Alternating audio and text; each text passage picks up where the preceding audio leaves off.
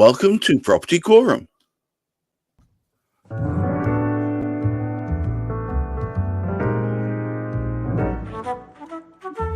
Once again, here we are, the happy foursome, back from the wastelands just before a new political revolution, or is it?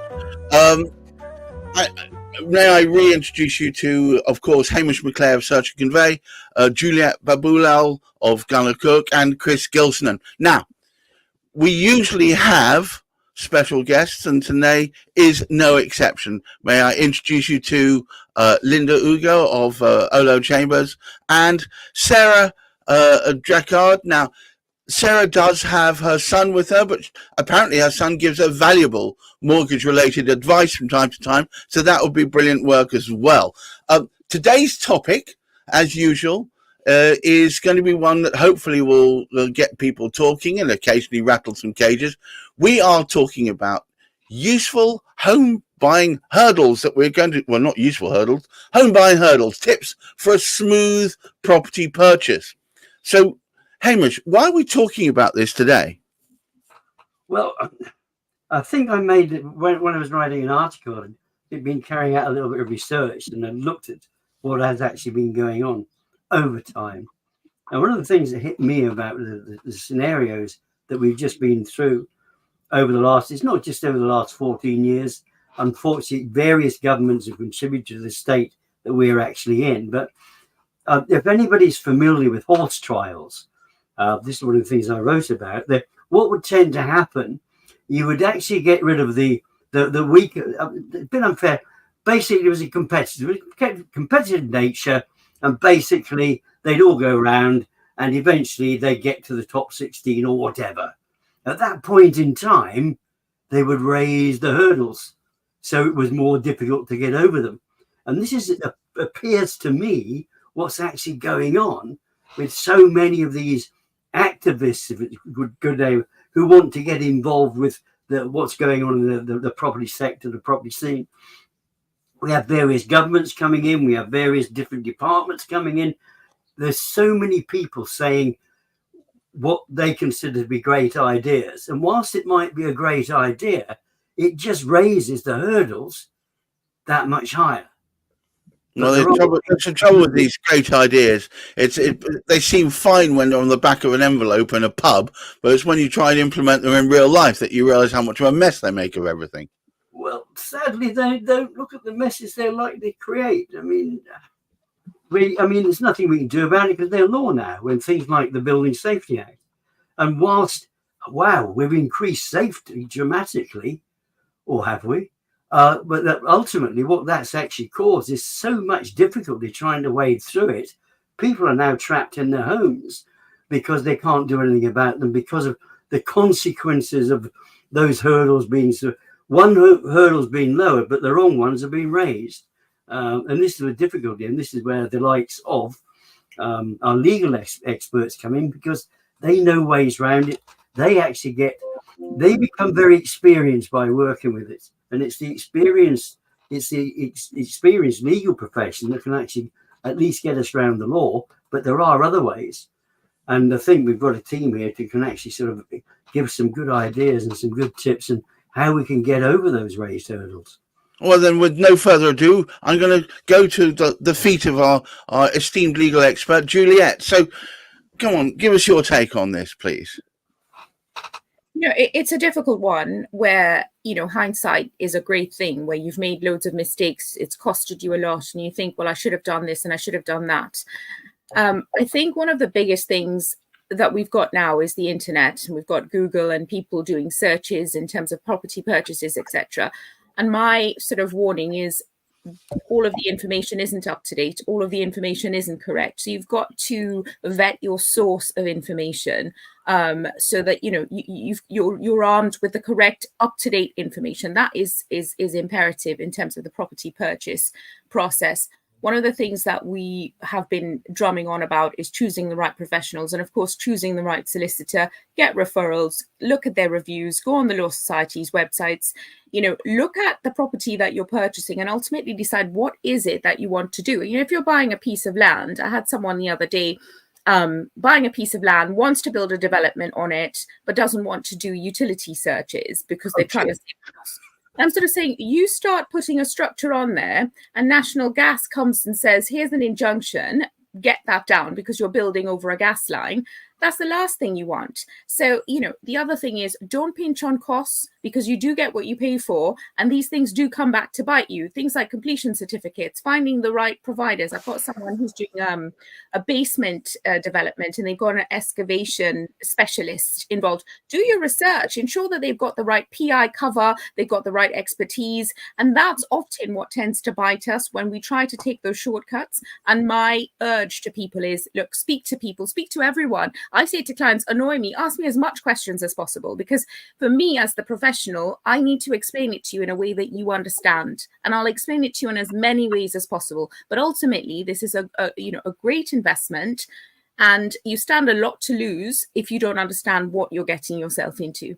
So in terms of smooth property process, do your research, vet your professionals, understand what is required, have a checklist, for example, so that look, this is what's required here, this is what's required there. Also, in terms of people like Sarah, where the money, know where your money's coming from. I've said it before, people go to auction, they exchange, and they haven't got a clue as to where the balance of funds are coming from, and they run the risk of losing their deposit. So understand every single element of the property process so that you don't get stung and lose a lot of money. Chris, these shortcuts, it does seem like a good way of saving money. They're always going to catch you out. Sorry, Juliet, I'm being intentionally annoying here. I'm sorry about that. That's all right. That's your forte. Thank you. Every man should have a hobby. All right. So Juliet's absolutely right. You need to start with the end in mind. So you need to know what the project is. So what are you actually getting yourself into? What's the exit? What's the purpose of what you're trying to do? So everyone knows that I focus very much on social housing. So everything that we do, it has a provider exit in place. So all the properties that we either buy for ourselves or package for other people, it's important that they're aware of what they're getting themselves into, so that they're then having the conversations with their advisors, so their lenders, their insurance brokers, their solicitors, that everyone knows what the end use of that property is going to be, because it's not a standard HMO or a standard buy-to-let. So there are variances. So it's like I say, it's starting with the end in mind. The next step is knowing the process.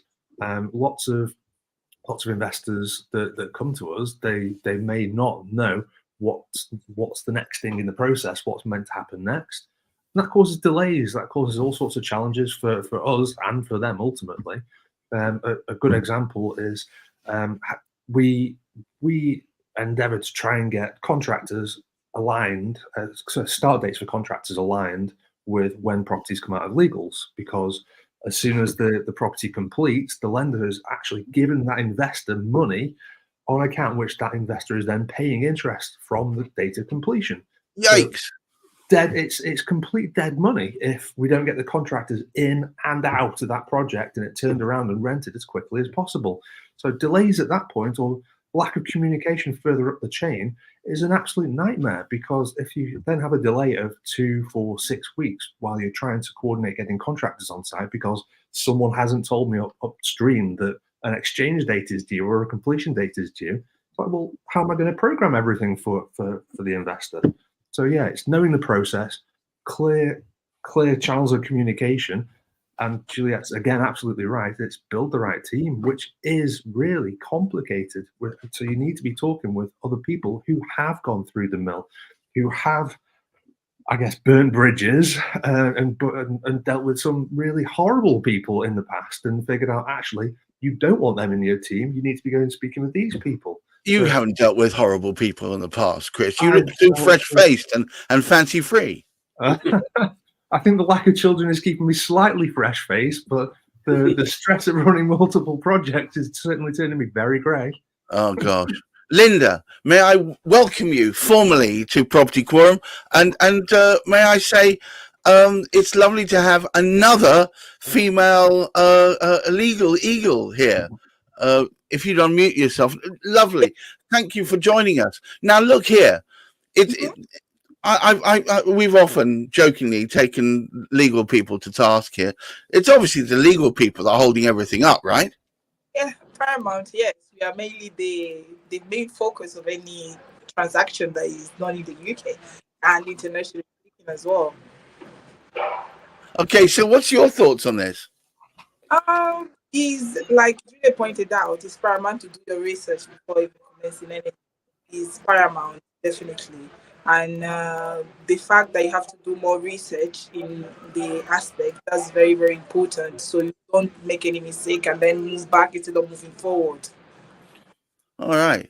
Well, look, it's lovely to have you here. Now we're also blessed with another lady, Sarah Drakard, financial advisor, and sons or son, financial and son. Well, and you know, if you're good at one thing, you might want to repeat it. So Cruze Financials, what's your take on all this? Is there ways that people can prepare themselves to make sure they get through this onerous process? So I've written a few things down whilst you've been talking. So the first thing is credit. That's the foundation of mortgage applications. So being aware of your credit file before the lender is, you'd be surprised how many times somebody's told me they've got no issues, and they're not lying. You get the ones that lie as well, but they genuinely believe they've got no issues, and then they find out. I had one recently that the furniture company had been reporting them as, you know, defaulting even over 6 months, and they'd never missed a payment. It was a dispute. They'd sent the sofa back and the finance hadn't been cancelled off, and they had no idea.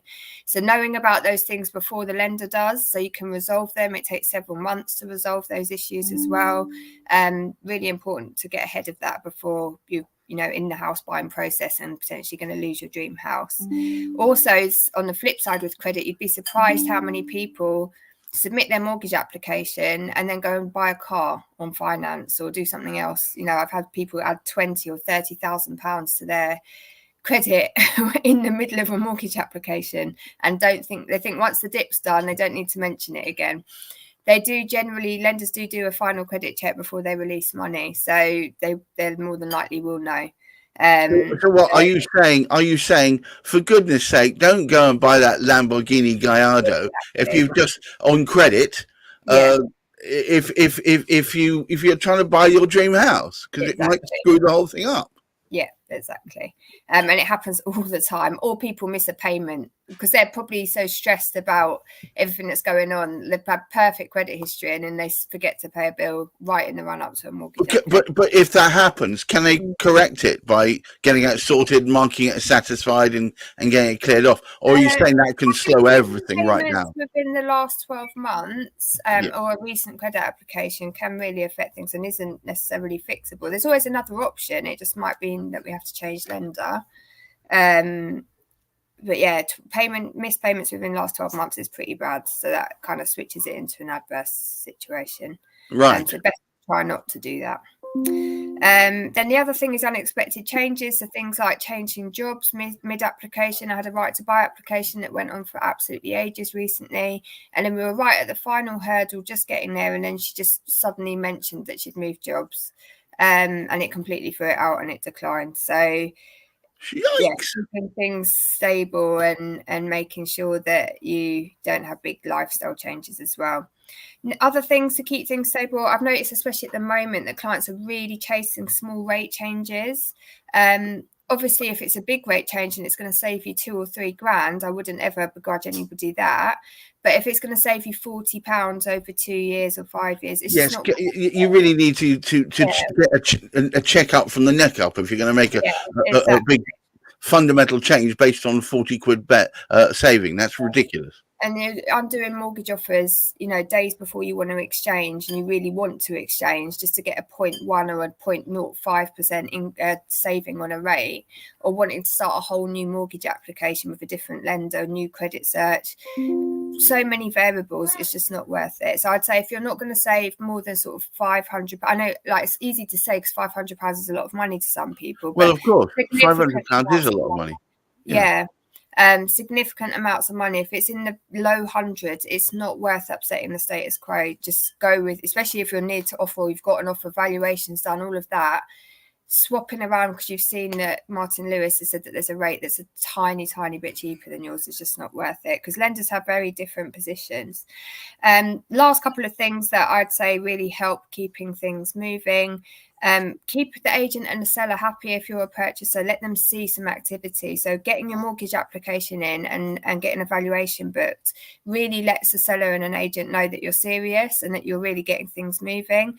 Get quite a lot of people that drag their heels and they don't want to commit to fees, but all that's saying to the person that's selling is nothing's happening and I might get more money and something else from someone else. So just these small little things let that seller know, oh, I'm going to be able to move soon. This is really happening. And then just keeping that communication going as well. So making sure that when you get your mortgage offer and you get certain things through, that you let your agent know and you keep that whole chain moving. Is, you know, your professionals are there to help you, but you are also the person that needs to keep, you know, be the conduit and make sure your agent knows what's going on. So just passing on anytime you do speak to your solicitor or you do speak to your broker, and keeping the agent in the loop really can help that chain stay together and keep everyone happy. Wow, Sarah. I love it when financial advisors are on the bloody ball. Brilliant work. Thank you so much. Well, look, Hamish, once again, you're right. We've brought together a group of people who seem to know their bloody onions. I think the sad aspect is many people out there find themselves in a position they haven't found. They're not speaking to somebody who knows their onions. They are pushed into a particular direction, right, because they don't know. And I mean, one of the comments I keep coming out with, people get fed. People don't know what they don't know. Right. And I think it's part of our responsibility, those of us who consider us to be knowledgeable, is to try and impart an element of our knowledge and suggest that people do find out. And I think one of the aspects that sort of Sarah brought home particularly is people need to realise, whether they be a buyer or a seller, that they are part of the whole thing. Yes. And they are key links in what happens. And if they're not actually reporting back, effectively, they need to report back as much as anybody else does as to what their situation is. And there's a couple of key aspects. I mean, I do believe if we can help people just to speak to the right legal advisor as early as they can, as you said, try it, communicate, speak to a few people, do as Juliet says, check out who you're actually speaking to. Exactly the same thing on the finance side. Because if you speak to somebody like Sarah, for example, she's going to actually sort of put you in a position that she will keep you up to date, and she will tell you the various things. Hey, look, don't go buying that Lamborghini for the moment. Yes, give it 5 minutes. It's one of those particular sort of things, but you need to actually sort of be doing that. And when actually sort of Linda sort of says as well, it's a matter of practicalities. We get a result from who we actually speak to, who we decide to involve with our discussions. And if you haven't imparted the right things to your financial people, and you haven't imparted the right things to the legal person that's really going to tie the whole thing up for you, how on earth can they work in your best interests? And you will meet the hurdles. Those hurdles will get higher if you don't actually sort of keep that communication flow. Well, before we sum everything up, I just wanted to throw I would do this. I wanted to throw this out to perhaps Juliet as well. Juliet, have you got any last thoughts on this?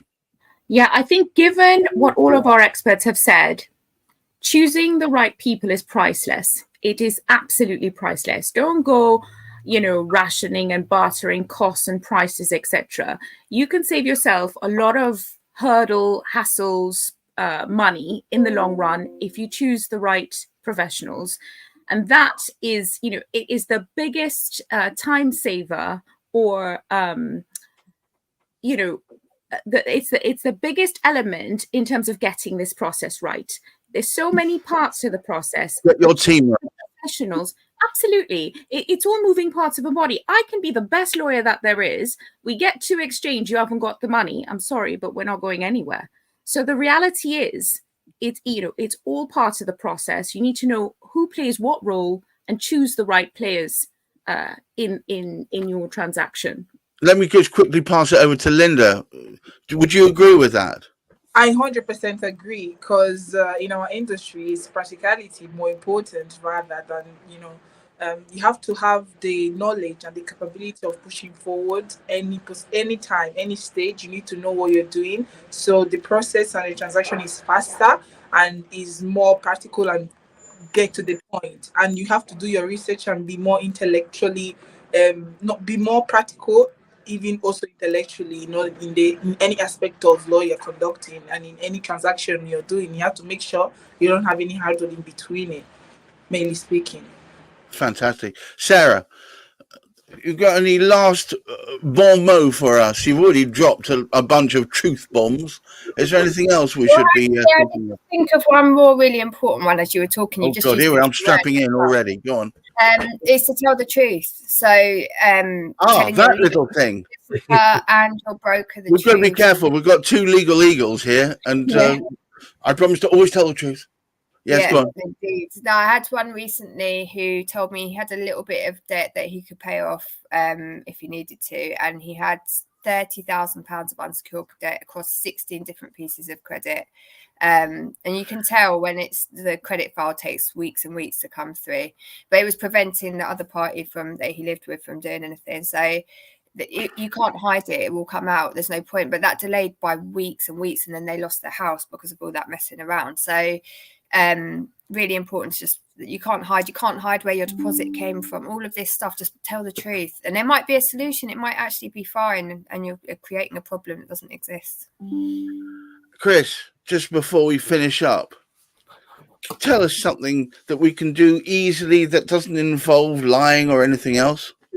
Yeah, build the right team, because it's dead simple. Transactions do fall over, normally because of poor team members or poor coordination or just poor guidance from the person who's instructing them. So yeah, I'll be there in the background picking up the transactions when they fall over and the estate agent calls me, unless you built the right team. That's so funny. I shouldn't say that, but it's probably true. Hamish, would you take us home, please? Well, very fortunate. This time last week, I had a speaker at Members' Day who was herself a very experienced conveyancing solicitor. And as we're responsible for local authority searches and the rest of it, she was actually trying to advise us as to the best way that we should do things. But by the same token, what did actually sort of come across with her varied experience, she had worked with high volume processors, what we call the factory sort of conveyancing sort of aspect of sort of life. And she moved away from that, and she was working back. She was back in an independent, so she could make independence. And it was the source of the information that she was actually sort of speaking about. But she also said that she genuinely loves speaking to clients about what clients actually want and what the clients actually sort of need. So we're back again, and everybody said exactly the same thing here. Communication is queen or king. And I think on that bombshell, to quote a now long distance show, I think we'll end. Thank you once again to our stalwarts, Hamish McLay of Search Convey, Juliet Baboolal of gunnercooke, and of course Chris Gilsenan, Route Home. Thank you so much for our esteemed guests, Linda Ugo of Olo Chambers and Sarah Drakard of Financial Advisor and Son at Cruze Financial. If it wasn't for people like this who have your best interests at heart, we wouldn't have the flowing property market we do. I watch every week, shameless plug, on Thursdays at 10 o'clock. Watch out also, you'll find Chris and I often have a natter over on Thursdays or Fridays. And of course, on Friday, we have Property Matters with Hamish McLay. So watch out for that. But until the next time, I wish all of you, please get the right advice, communicate amongst yourselves, and look after that mental health. Bye-bye now.